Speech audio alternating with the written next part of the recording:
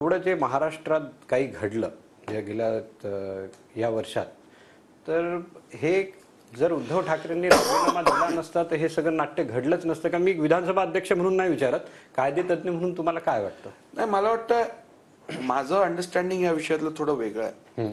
Supreme कोर्टाने जो आदेश दिलेला की फ्लोर टेस्ट घेतली, फ्लोर टेस्ट ची मागणी केली किंवा फ्लोर टेस्ट घ्यायला सांगितलं राज्यपालांनी, तो निर्णय चुकीचा होता.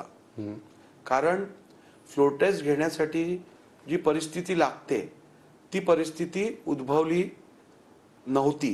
इनफॅक्ट त्या उत्तरातच मी घेतलेल्या निर्णयाला समर्थन मिळतं.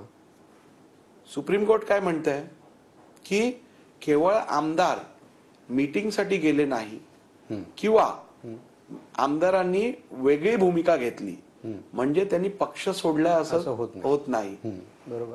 सुप्रीम कोर्ट म्हणते तो केवळ मतभेद दिसून येतो पक्षांतर्गत.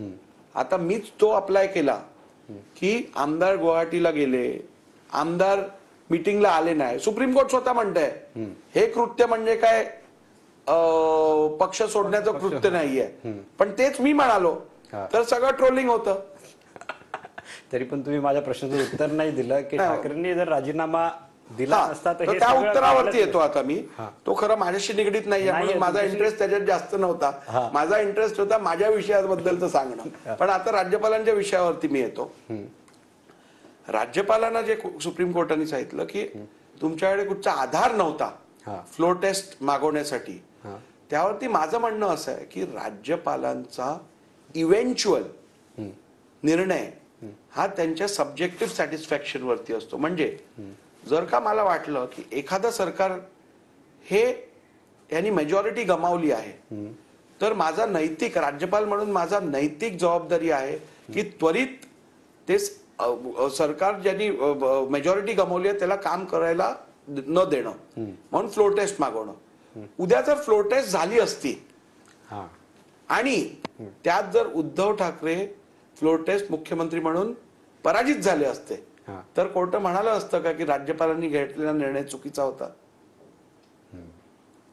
नाही, पण त्यानंतर मग जे पक्ष त्यांच्याकडून गेला, सत्ता गेली, सगळं गेलं, ती गोष्ट कारणीभूत ठरली. जर आणि तर वरती काय बोलण्यात अर्थ नाही. परंतु उद्धव ठाकरेंनी जर राजीनामा दिला नसता तरीही मला वाटत नाही काही विशेष फरक पडला असता. कारण राजीनामा दिला नसता तर फ्लोर टेस्ट झाली असती. फ्लोर टेस्ट झाली असती तर निकाल आकड्यांवर सगळ्यांना स्पष्ट होता.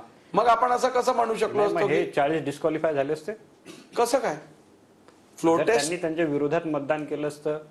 नाही, पण आजही आज जो निर्णय झालाय तो निकषांच्या आधारावरती झालेला निर्णय. निकष काय तेव्हा बदलले नसते. म्हणजे त्यांच्या राजीनाम्याचा काही फरक नसतो मला वाटत नाही त्यांनी काय फरक. हे एक सगळीकडे सगळ्या लोकांना चर्चेचा विषय होता. मला वाटतं शेवटी जर का एखाद्या व्यक्तीकडे डेमोक्रेसीमध्ये, लोकशाहीमध्ये majority matters, whether it is in the party or is it in the assembly, आणि त्या सगळ्या आधारावरती आपल्या समोर आहे सगळं.